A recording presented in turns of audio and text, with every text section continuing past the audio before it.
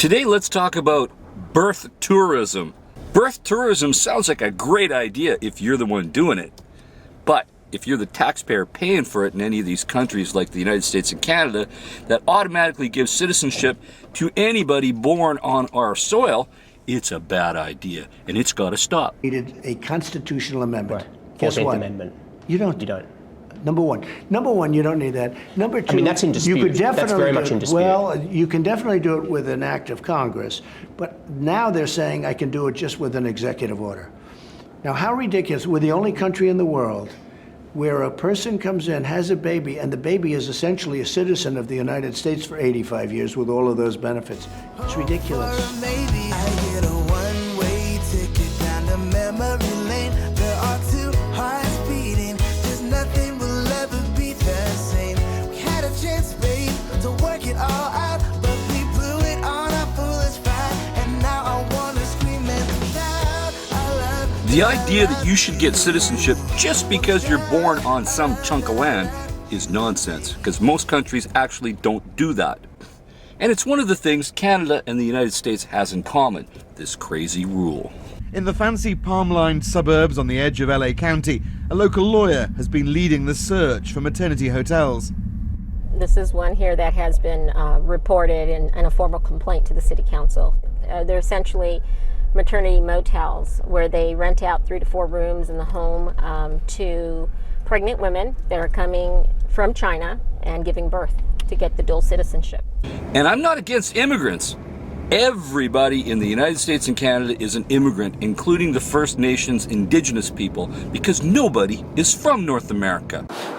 At this hospital in Richmond, BC, more than 1 in 5 of all babies delivered last year were born to mothers that weren't residents of Canada, part of a birth tourism industry that the federal Conservatives want to crack down on.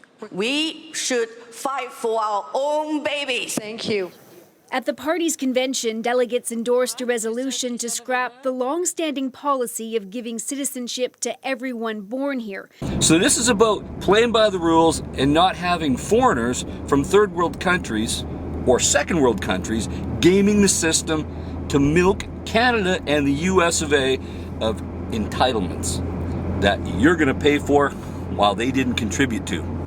There are companies in China right now advertising vacation tourism packages to come have your baby and get a Canadian passport for your kid so that 18 years later that kid can sponsor you and you can come over and suck up our expensive free health care.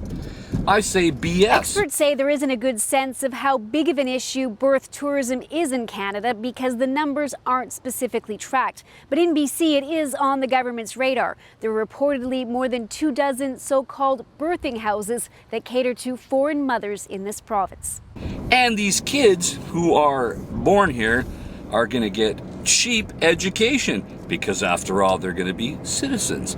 Because just like the United States, Canada charges non-residents a lot more money for college and education tuition, which they should, because they're not contributing to the tax base. So you need to pay your fair share. And the worst among the birth tourism people don't even pay for their health care when they come here, because free Canadian health care is only for legal residents and citizens, not for tourists. So some of them game the system even for that.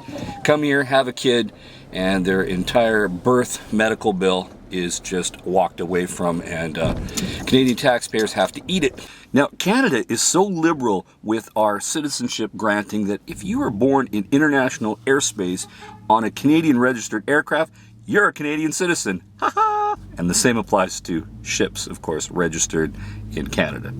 So a lot of people are getting sick and tired of this. What do you think? Now, as far as I'm concerned, you should at least have one parent that is a citizen for you to also be a citizen.